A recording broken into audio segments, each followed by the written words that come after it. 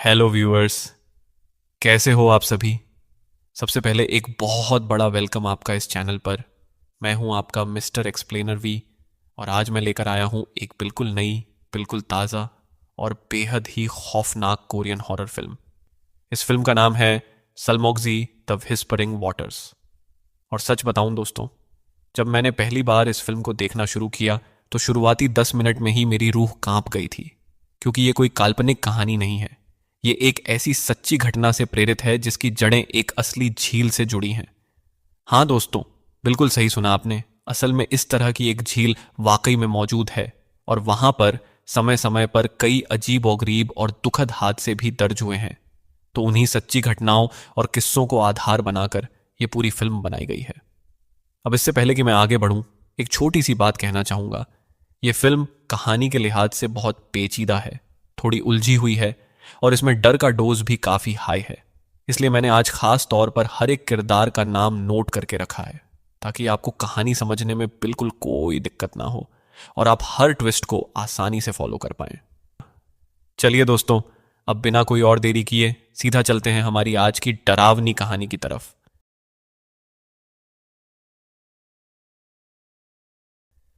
तो फिल्म की शुरुआत होती है सलमोगजी नाम की एक रहस्यमयी झील के किनारे से। कैमरा हमें एक यंग कपल से मिलाता है जो उस सुनसान झील के पास टेंट लगाकर कैंपिंग कर रहे होते हैं और साथ ही मछली पकड़ने यानी फिशिंग का मजा भी ले रहे होते हैं। माहौल बिल्कुल शांत और रोमांटिक दिखता है। लेकिन दोस्तों, हॉरर फिल्मों में जब माहौल इतना शांत हो तो समझ लीजिए तूफान आने वाला है। अचानक उनके कैंप की लाइट बिना किसी वजह के बंद हो जाती है। गर्लफ्रेंड अपने बॉयफ्रेंड से कहती है कि वो जाकर लाइट चेक करके आती है और इतना कहकर वो अंधेरे में गायब हो जाती है। इधर बॉयफ्रेंड अपनी फिशिंग में मगन होता है, लेकिन जैसे ही वो नजरें उठाता है उसे एक चौंकाने वाला नजारा दिखता है। उसकी गर्लफ्रेंड धीरे धीरे झील के पानी के अंदर उतरती चली जा रही होती है, जैसे किसी ने उसे सम्मोहित कर लिया हो। घबराकर वो उसे रोकने के लिए खुद भी पानी में कूद जाता है, लेकिन ठीक उसी पल उसे पीछे से असली गर्लफ्रेंड की आवाज सुनाई देती है, जो हैरानी से पूछ रही होती है कि वो आखिर कर क्या रहा है। बॉयफ्रेंड मुड़कर देखता है तो उसके होश उड़ जाते हैं। उसकी असली गर्लफ्रेंड तो झील के बाहर ही खड़ी थी। उसने कभी पानी में कदम ही नहीं रखा था, यानी कि जिस शक्ल को देखकर वो खुद पानी में उतरा था वो उसकी गर्लफ्रेंड नहीं बल्कि कोई और चीज थी। और अब वो साया वहां से अचानक गायब हो चुका था। और फिर वो खौफनाक पल आता है जब बॉयफ्रेंड झील के अंदर ही एक महिला की डरावनी आत्मा को अपनी आंखों से देखता है। वो आत्मा उसे एक झटके में पानी के भीतर खींच लेती है। अपने बॉयफ्रेंड को बचाने की कोशिश में बेचारी गर्लफ्रेंड भी उसके पीछे झील में कूद जाती है। और दोस्तों, हम सब अच्छी तरह जानते हैं कि उसके बाद उन दोनों का क्या अंजाम हुआ होगा। अब सीन शिफ्ट होता है और हम कुछ दिनों बाद पहुंचते हैं जहां हमारी मुलाकात होती है सुइन नाम की एक लड़की से, जो एक प्रोडक्शन कंपनी में पीडी यानी प्रोड्यूसर डायरेक्टर के पद पर काम करती है। सीन की शुरुआत में सुइन सो रही होती है और तभी अचानक उसे एक अजीब सी सिसकती हुई आवाज सुनाई देती है जो धीरे से कहती है, ले। इस आवाज को सुनकर सुइन झटके से उठ जाती है और उसका चेहरा किसी गहरी टेंशन और बेचैनी से भरा हुआ नजर आता है, जैसे उसे कुछ अनहोनी का इशारा मिल गया हो। अब बात करें सुइन की कंपनी की, तो यह कंपनी असल में गूगल मैप्स के लिए जमीनी स्तर पर फोटोग्राफी और मैपिंग का काम करती है। यानी जिस जगह की कोई तस्वीर अभी तक गूगल मैप्स पर मौजूद नहीं होती, वहां इनकी टीम पहुंचती है। हर एक कोने की 360 डिग्री फोटोग्राफी करती है, नेविगेशन डेटा इकट्ठा करती है और बारीकी से हर एक डिटेल को नाप तौल कर सही तरीके से अपलोड करती है, क्योंकि इसमें जरा सी भी गलती की कोई गुंजाइश नहीं होती।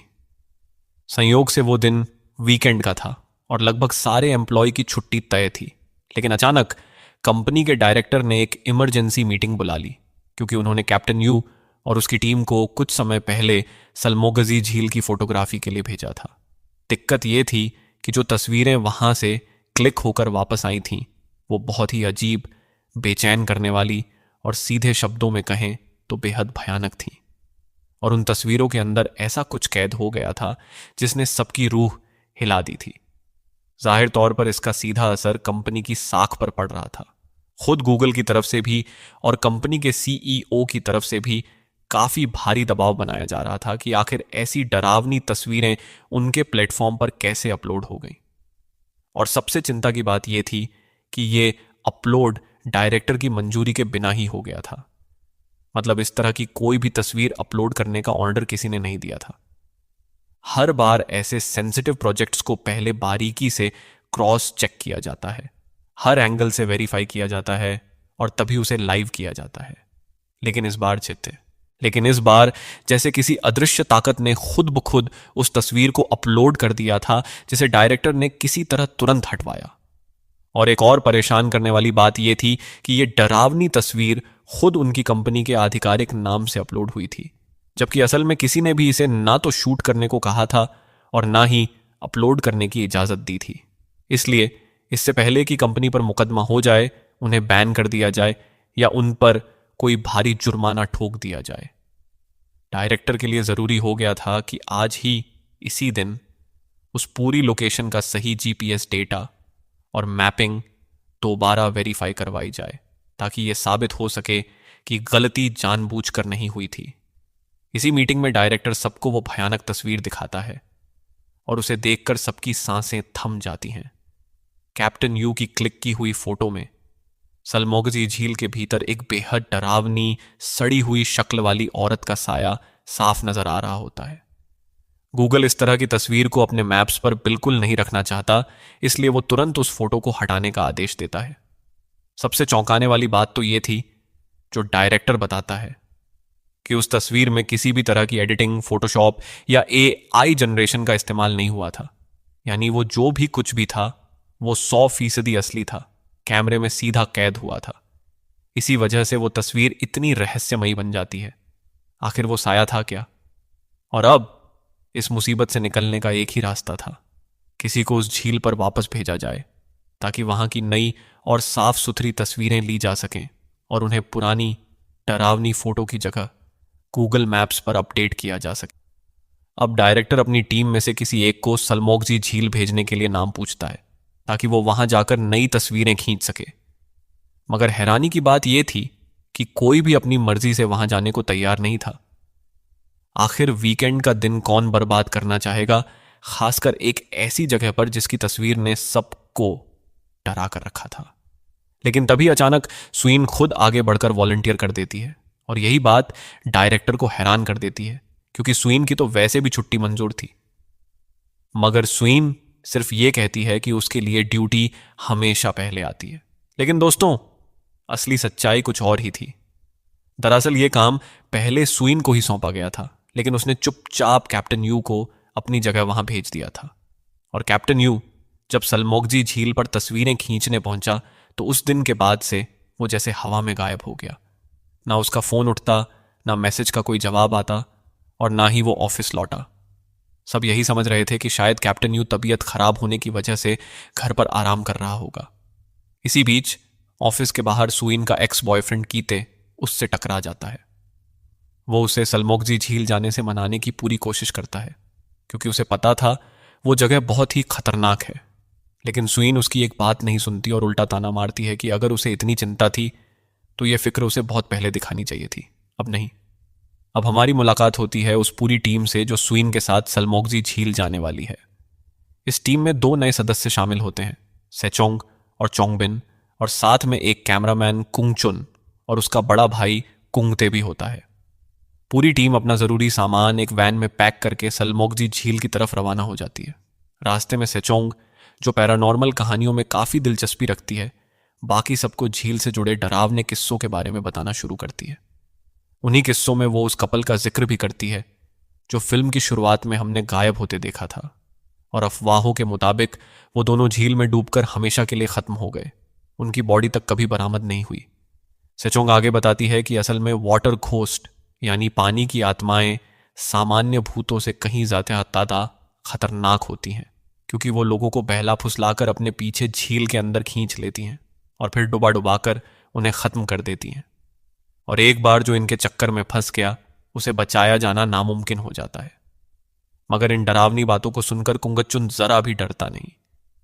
वो हंसते हुए बताता है कि वो पहले नेवी की स्पेशल सैल्वेज यूनिट में काम कर चुका है, इसलिए डूबने का खतरा उसे बिल्कुल परेशान नहीं करता और वो किसी भी भूत से कहीं तेज तैर सकता है।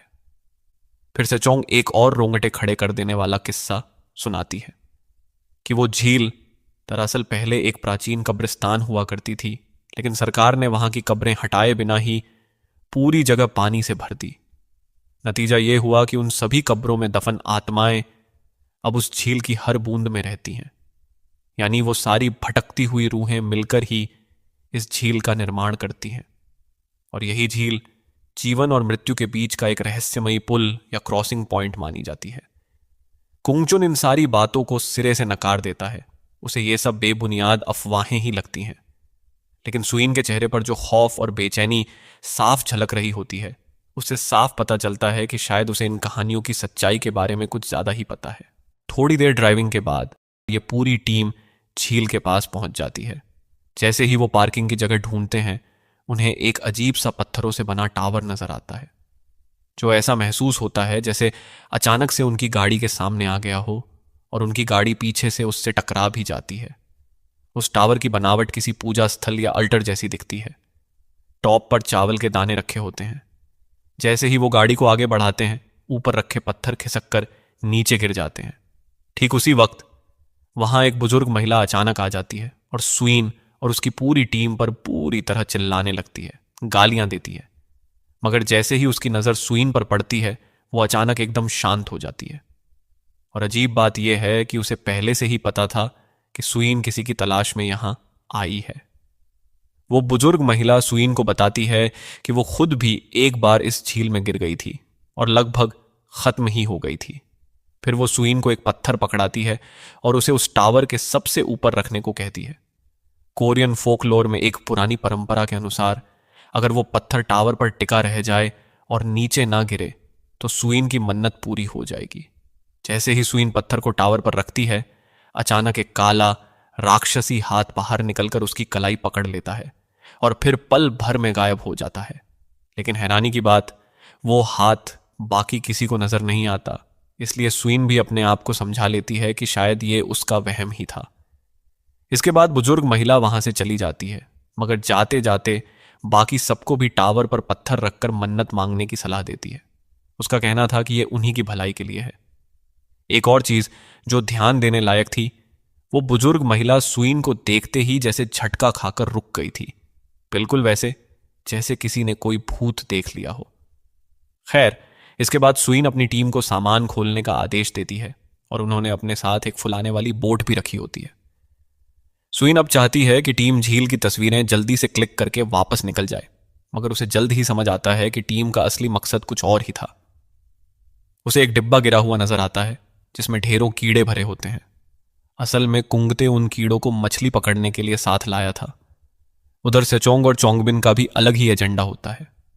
सेचोंग सुइन को बताती है कि उसका एक यूट्यूब चैनल भी है जहां वो घोस्ट हंटिंग और पैरानॉर्मल कंटेंट अपलोड करती है, और साफ है कि वो दोनों यहां असली काम पर ध्यान देने के बजाय अपनी कंटेंट शूटिंग में लगे हैं। इस बात पर सुइन का गुस्सा फूट पड़ता है। वो सभी को सख्ती से समझाती है कि पहले जिस काम के लिए वो यहां आए हैं उसे पूरा करो, बाकी जो मर्जी हो वो बाद में करते रहना, उससे उसे कोई मतलब नहीं। इसके बाद टीम GPS की मदद से उस सटीक लोकेशन की तलाश शुरू करती है जहां गूगल मैप्स की वायरल तस्वीर में वो डरावना साया दिखा था। मगर अचानक उस फोटो की GPS लोकेशन ही गायब हो जाती है, और इससे भी बुरा, उनके सारे GPS डिवाइस काम करना बंद कर देते हैं। ऐसा महसूस होता है जैसे वो पूरा रास्ता और लोकेशन ही नक्शे से मिट गई हो। ठीक उसी वक्त अचानक से कैप्टन यू वहां पहुंच जाता है। वो सुइन के हाथ से उसका GPS डिवाइस छीनकर दूर फेंक देता है, और हैरानी की बात, फेंकने के बाद वो डिवाइस फिर से ठीक तरह से काम करने लगता है। कैप्टन यू बताता है कि पहले उसके साथ भी ऐसा ही कुछ हुआ था। कैप्टन को सही सलामत देखकर सुइन बेहद खुश हो जाती है, मगर उसका व्यवहार बहुत ही अजीब लगता है। जब सुइन उससे पूछती है कि वो आखिर कहां गुम था, तो वो सीधा जवाब देने से बचता है और बस एक रहस्यमयी सिहरन भरी मुस्कान देकर कहता है कि वो उसे बाद में सब बता देगा। उधर हम चोंगबिन और सेचोंग को देखते हैं, जो झील के किनारे तस्वीरें खींचने में मग्न होते हैं।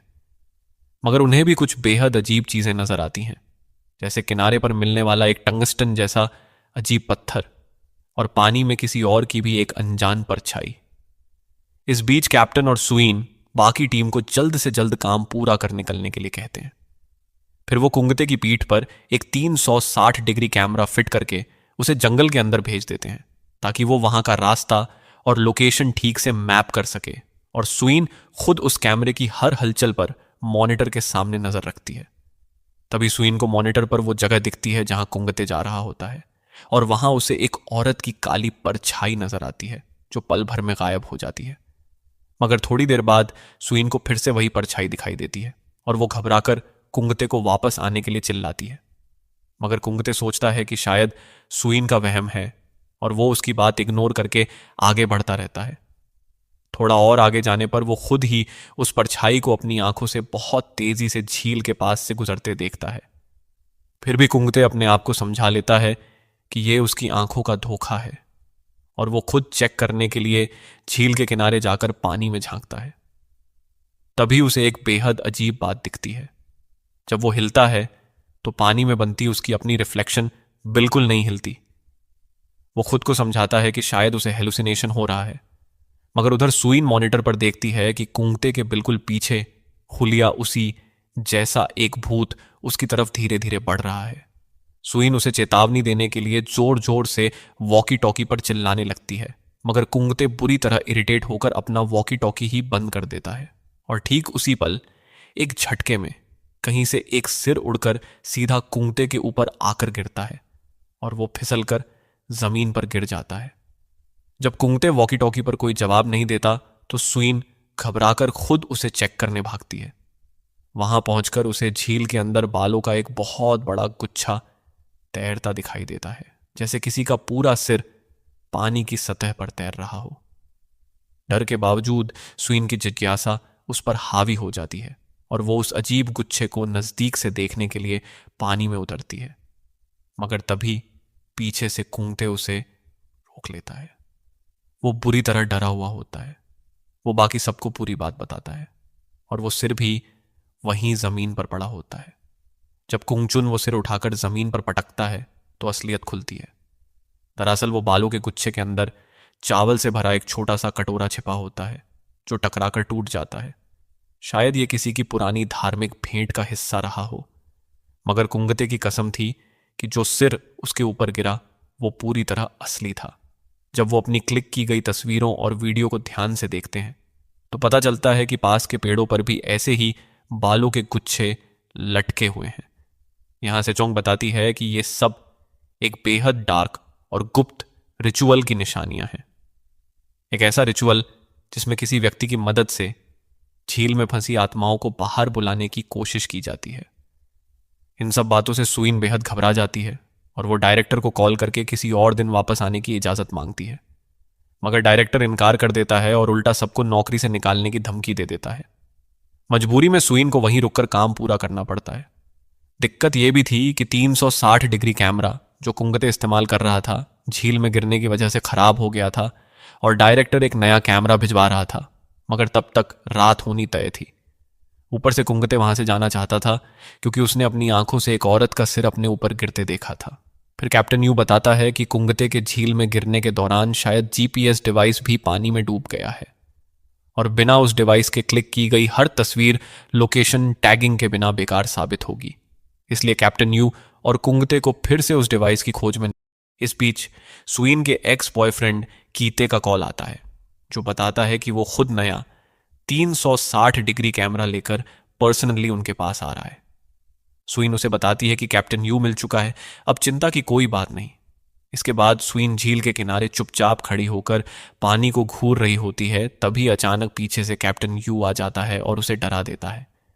जब सुईन फिर से पूछती है कि वो कहाँ गायब था तो वो कोई जवाब नहीं देता, सिर्फ इतना कहता है कि उसने उस टावर पर पत्थर रखा था और उसकी मन्नत पूरी हो गई, जो सुनने में बेहद अजीब लगता है। इससे पहले कि सुईन उससे और सवाल पूछ पाती, कुंगते और कुंगचुन वहां वापस आ जाते हैं, मगर उन्हें अभी भी जीपीएस डिवाइस नहीं मिल पाया होता। कैप्टन यू कुंगते को फिर से अपने साथ ले जाता है ताकि वो डिवाइस की तलाश जारी रख सके। क्योंकि ज़्यादा देर पानी में रहने से डिवाइस वैसे भी पूरी तरह खराब हो जाएगा और तब तस्वीरें खींचने का कोई फायदा नहीं रहेगा।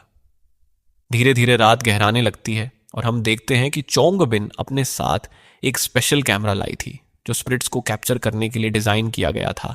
यानी जब भी कोई आत्मा सामने होती तो स्क्रीन पर एक स्टिक फिगर जैसी रेखाएं नजर आने लगती, मगर अब तक उस कैमरे में कोई भूत कैद नहीं हुआ था। उधर सुइन काफी परेशान थी क्योंकि कैप्टन और कुंगते अचानक से दोबारा गायब हो गए थे। वो कैप्टन को कॉल करने लगती है और उसे अपने फोन की रिंगटोन साफ सुनाई देती है। उस आवाज को फॉलो करते करते वो लगभग झील के अंदर ही उतर जाती है, जो खुद में बेहद अजीब बात होती है। मगर तभी उसका पैर एक मेमोरी कार्ड पर पड़ता है जो कैप्टन यू का ही होता है। हालांकि बाकी टीम के बचे हुए सदस्य वापस लौट आते हैं, सिर्फ कैप्टन ही गायब रहता है। जब सुइन उस मेमोरी कार्ड को चेक करती है तो उसमें मौजूद तस्वीरें बहुत ही अलग और अजीब निकलती हैं, जैसे किसी पूरी तरह से अलग जगह की हों। एक तस्वीर में वही पत्थरों का टावर दिखता है जो शुरुआत में झील के बाहर खड़ा था, मगर इस फोटो में वो टावर सीधा झील के बीचों बीच नजर आता है। और तस्वीरों को बारीकी से देखने पर सुइन को साफ नजर आता है कि कैप्टन यू असल में उस टावर को तोड़ने या डिस्ट्रॉय करने की कोशिश कर रहा था। ठीक उसी पल कीते का कॉल आता है और वो जो खबर देता है वो किसी भूकंप की तरह सुइन को हिला देती है। कीते बताता है कि कैप्टन यू गायब नहीं हुआ था, बल्कि वो असल में एक हॉस्पिटल में एडमिट था। और सबसे चौंकाने वाली बात यह कि पिछली रात उसकी मौत हो गई। ठीक तभी कॉल का सिग्नल कट जाता है। सुइन को इस बात पर यकीन नहीं होता, इसलिए वो जल्दी से क्रॉस चेक करती है और कीते की बात पूरी तरह सच निकलती है। अब सुइन को पीछे मुड़कर सोचने पर समझ आता है कि शुरुआत से ही कैप्टन का व्यवहार बेहद अजीब था। वो भूतिया मुस्कान, ये कहना कि उसकी मन्नत पूरी हो गई, सब कुछ अब साफ हो जाता है कि वो जो भी इंसान दिख रहा था वो असल में इंसान था ही नहीं, बल्कि कोई आत्मा थी जो उसकी शक्ल में घूम रही थी। इसी बीच इस सच्चाई से बेखबर कुंगजुन और बाकी टीम झील में पत्थर फेंक कर मजे कर रहे होते हैं और बहुत खुश नजर आते हैं।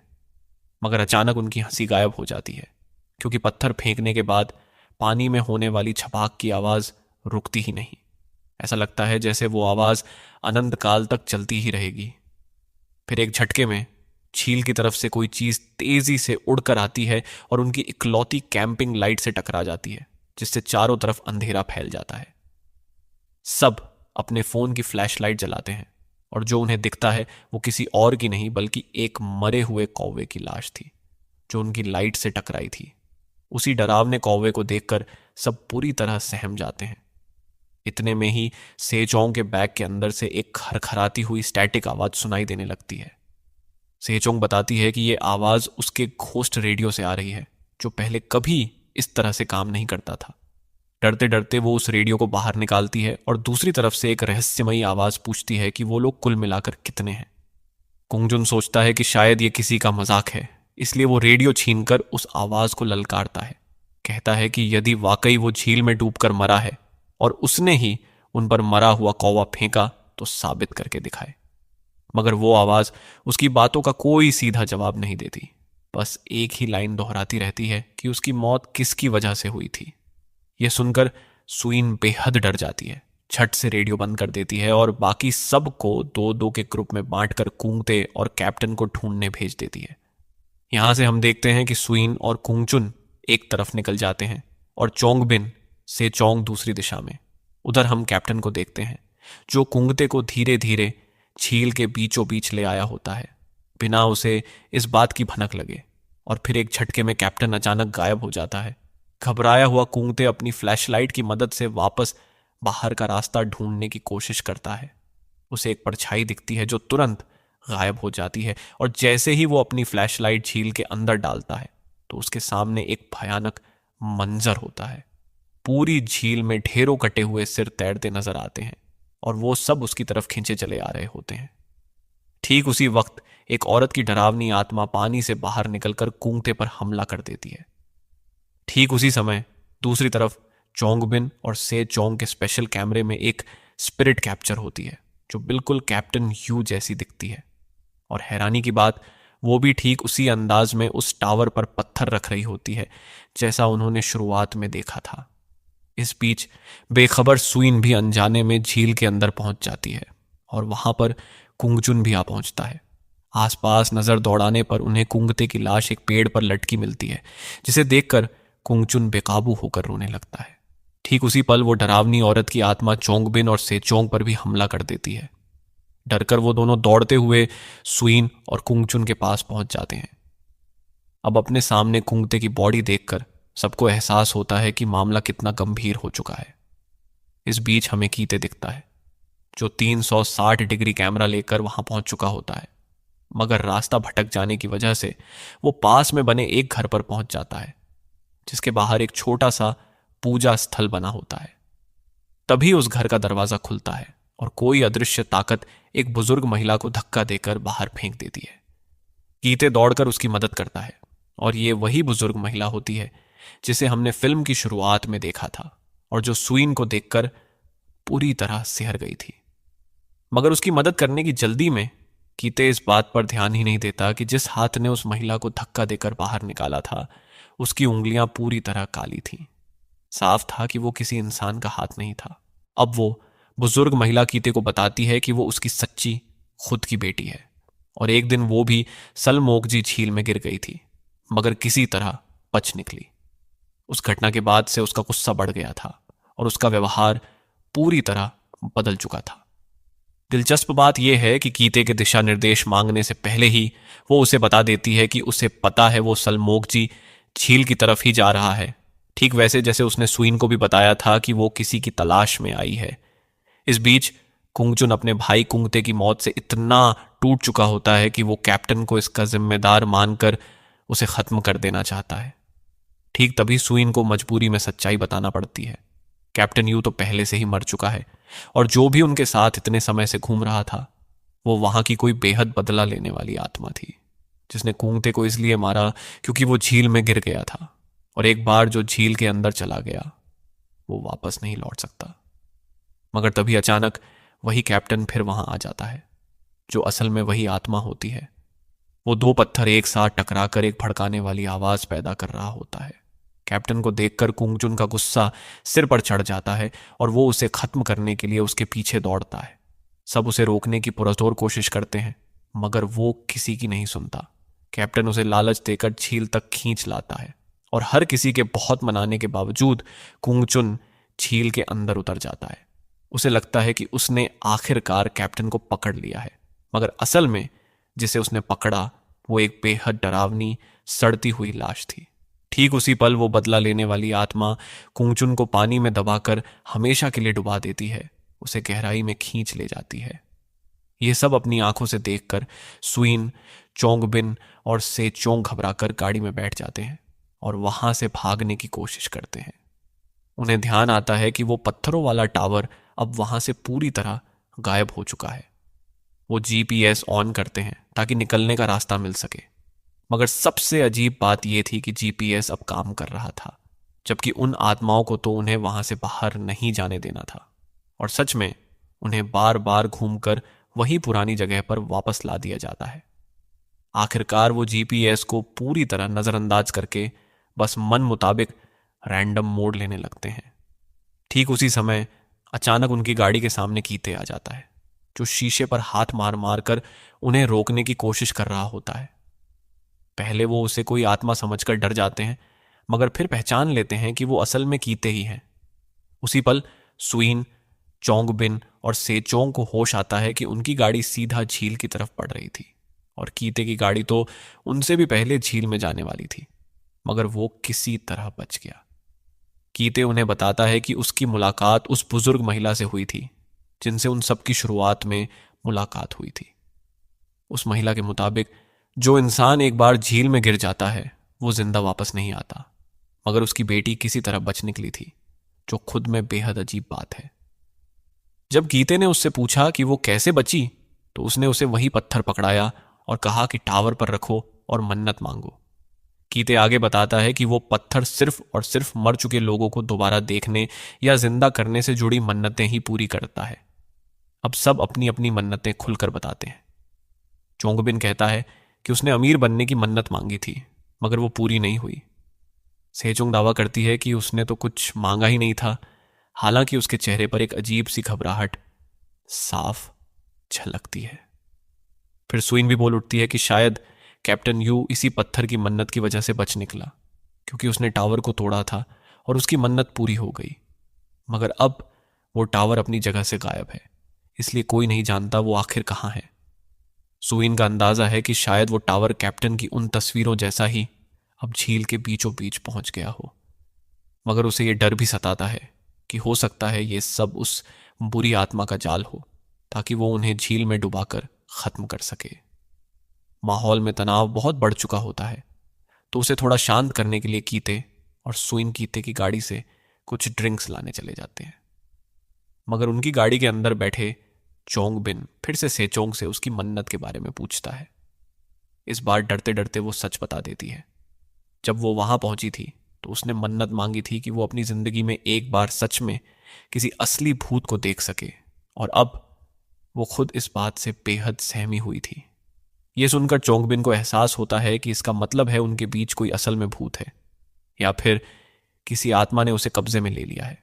और उसका पहला शक सुइन पर ही जाता है, क्योंकि उसी ने पहले उन्हें यहां आने से रोका था और फिर वही उन्हें यहां लेकर भी आई थी। सेचुंग बुरी तरह घबरा जाती है और तभी उसे एहसास होता है कि वक्त जैसे ठहर गया है। रात के 1:30 बज चुके हैं, मगर घड़ी की सुई जैसे आगे ही नहीं बढ़ रही। फिर वो दोनों गाड़ी लेकर वहां से भागने की कोशिश करते हैं और सुइन कीते उन्हें रोकने की भरपूर कोशिश करते हैं, मगर वो दोनों गाड़ी तेजी से दौड़ाकर निकल जाते हैं। मगर रास्ते में अचानक उनकी विंडशील्ड पर पानी गिरने लगता है और फिर एकदम से एक कटा हुआ सिर सीधा विंडशील्ड पर आकर पटकता है। किसी तरह वो दोनों गाड़ी को तेजी से भगाकर हाईवे तक पहुंच जाते हैं, जो खुद में चमत्कार जैसी ही बात होती है। वहां उन्हें 2 पुलिस अफसर मिलते हैं जो अपनी गाड़ी में बैठे होते हैं।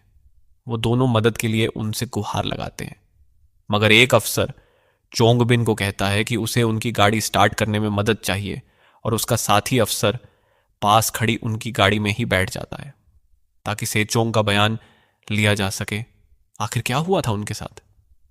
मगर वो जो सवाल पूछ रहा होता है वो ठीक वही सवाल थे जो शुरुआत में रेडियो वाली रहस्यमयी आवाज ने पूछे थे, और वो आवाज भी ठीक वैसी ही थी। जब सेचोंग ने हिम्मत करके उस अफसर की आंखों में झांका तो उसकी आंखें खून जैसी लाल थीं। साफ था वो कोई इंसान नहीं बल्कि एक आत्मा थी, और यही तो था सेचोंग की मन्नत, अपनी जिंदगी में एक बार सच में किसी असली भूत को देखने की। दूसरी तरफ चोंगबिन उस पुलिस की गाड़ी स्टार्ट करता है, और जैसे ही इंजन ऑन होता है वो खुद को सीधा झील के बीचों बीच खड़ा पाता है, और उसके साथ कोई पुलिस अफसर नहीं बल्कि वही बेहद खतरनाक बुरी आत्मा खड़ी होती है जो पल भर में उस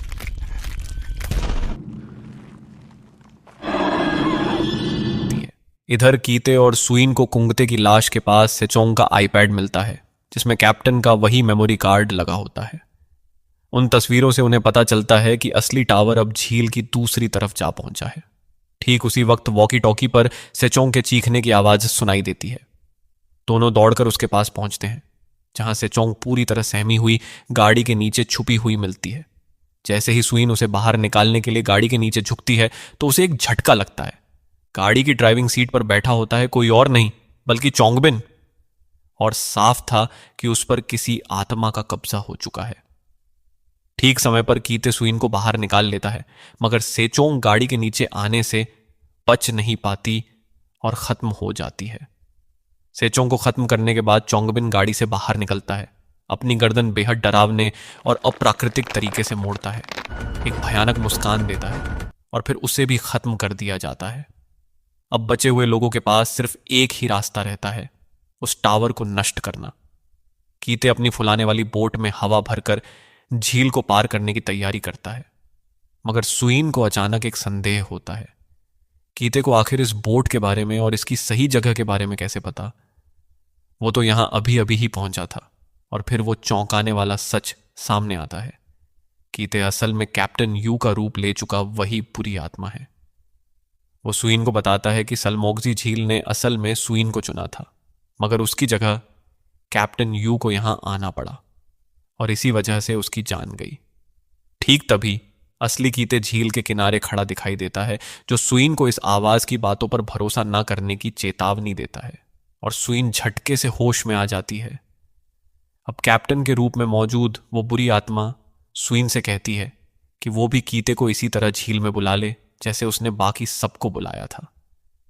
तभी अचानक वो आत्मा वहां से गायब हो जाती है, मगर जैसे ही सुइन बोट का पैडल उठाने के लिए हाथ बढ़ाती है, वो बुरी आत्मा उसे झपटकर पानी के भीतर खींच लेती है।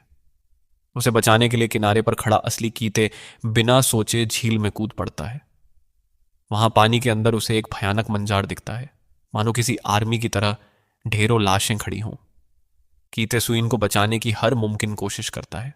ऐसा लगता है जैसे नीचे किसी तरह की बेलें या वाइन्स फैली हों जिनमें उसका पैर चकड़ता चला जाता है, मगर वो बुरी आत्मा आखिरकार कीते को भी अपनी गिरफ्त में ले लेती है। इसके बाद हम देखते हैं कि सुइन किसी तरह सतह पर आ जाती है और झील से बाहर निकलने में कामयाब हो जाती है। वो खुद को झील की दूसरी तरफ पाती है और उसके सामने वही रहस्यमयी पत्थर वाला टावर खड़ा होता है। सुइन उस टावर को तोड़ने की कोशिश करती है, मगर तभी वो बुरी आत्मा टावर से ही अपना हाथ बाहर निकालकर सुइन को जकड़ लेती है। मगर सुइन हिम्मत नहीं हारती। वो टावर के चारों ओर बंधी रोप को जोर से खींचकर तोड़ देती है, जिससे पूरा टावर ढहकर गिर जाता है और सुइन भी उसके मलबे के नीचे आ जाती है। फिर हम कीते को देखते हैं, जो किसी तरह झील से बचकर बाहर निकल आता है। वो देखता है कि सुइन भी टावर के मलबे के नीचे आने से बाल बाल बच गई है, यानी वो जिंदा है। मगर उसके हाव भाव में एक अजीब सा बदलाव साफ नजर आता है, ठीक वैसा ही बदलाव जैसा उस बुजुर्ग महिला ने अपनी बेटी के बारे में बताया था। अब फिल्म कुछ दिनों बाद के सीन पर पहुंचती है। डायरेक्टर ऑफिस में कीते को एक झकझोर देने वाली बात बताता है। कैप्टन यू असल में हॉस्पिटल में नहीं मरा था, उसने सिर्फ झूठ बोला था। हकीकत यह थी कि वो झील में गिरते ही खत्म हो गया था और उसकी सिर्फ लाश ही प्रोसीजर के लिए हॉस्पिटल पहुंचाई गई थी। मतलब कैप्टन यू कभी भी जिंदा वहां से बचकर निकला ही नहीं था। जो पूरे वक्त उनके साथ घूम रहा था वो उसकी आत्मा थी, या कहें तो एक ईविल कैप्टन, जिसकी रूह को कभी शांति नहीं मिल पाई थी। यह सुनकर कीते बेहद हिल जाता है, क्योंकि इससे सुइन की थ्योरी पूरी तरह गलत साबित होती है। मगर वो इस बारे में सुइन को कुछ नहीं बताना चाहता, ताकि उसे और दुख ना हो।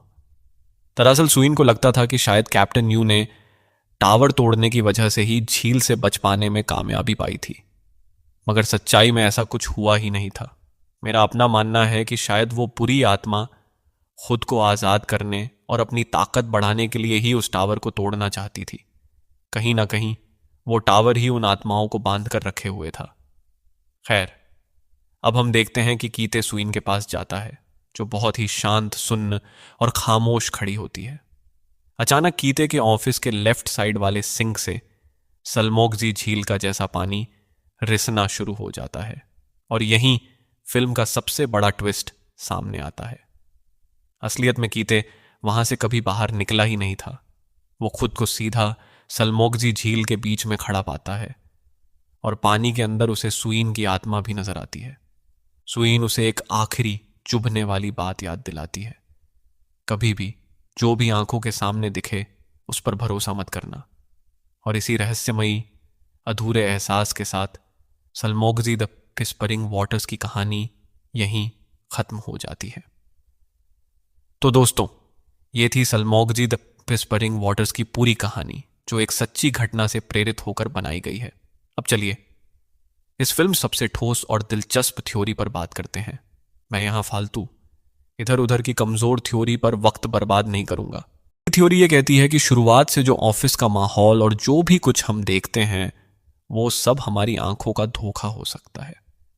वजह यह है कि एंडिंग में जब कीते ऑन ऑफिस में होता है तो माहौल अचानक बदलता है और वो सीधा सलमोगजी झील में पहुंच जाता है।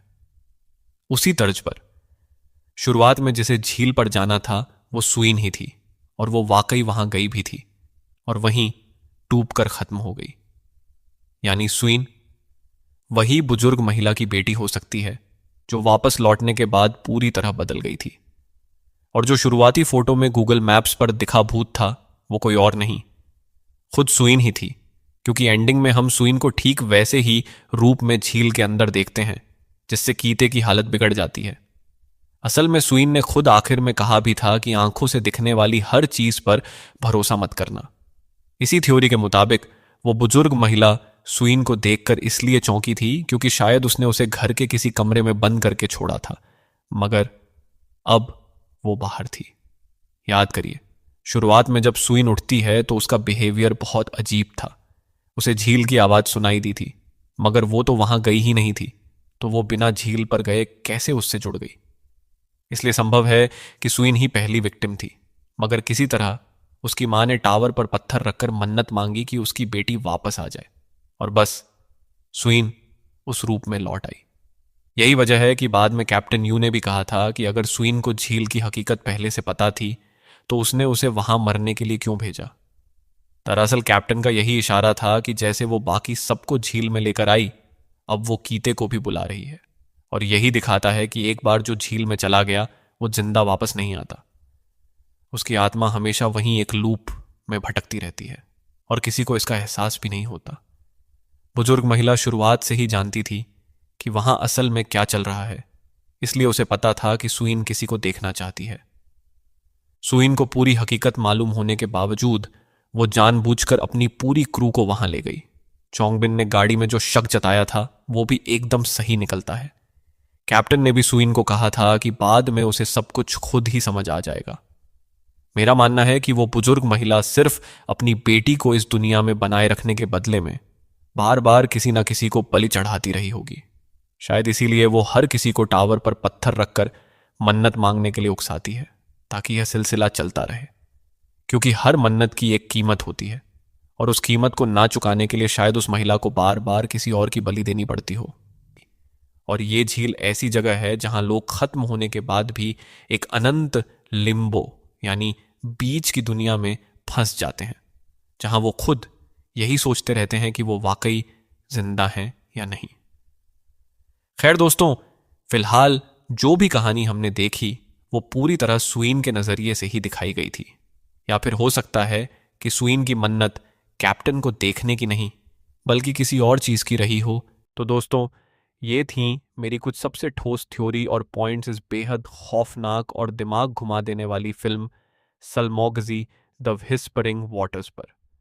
उम्मीद करता हूं कि आपको ये पूरी ब्रेकडाउन अच्छे से समझ आई होगी और पसंद भी आई होगी। अगर वीडियो सच में पसंद आई हो तो प्लीज़ इस वीडियो को लाइक करना बिल्कुल मत भूलिएगा, और अगर आप इस चैनल पर नए हैं तो सब्सक्राइब बटन दबाकर साथ जुड़ जाइए, क्योंकि आगे ऐसे ही और भी कई दिलचस्प, खौफनाक और रोंगटे खड़े कर देने वाले एक्सप्लेनेशन आते रहेंगे। तो दोस्तों, मैं हूं आपका मिस्टर एक्सप्लेनर वी, और मिलते हैं बहुत जल्द एक और रूह कंपा देने वाली कहानी के साथ।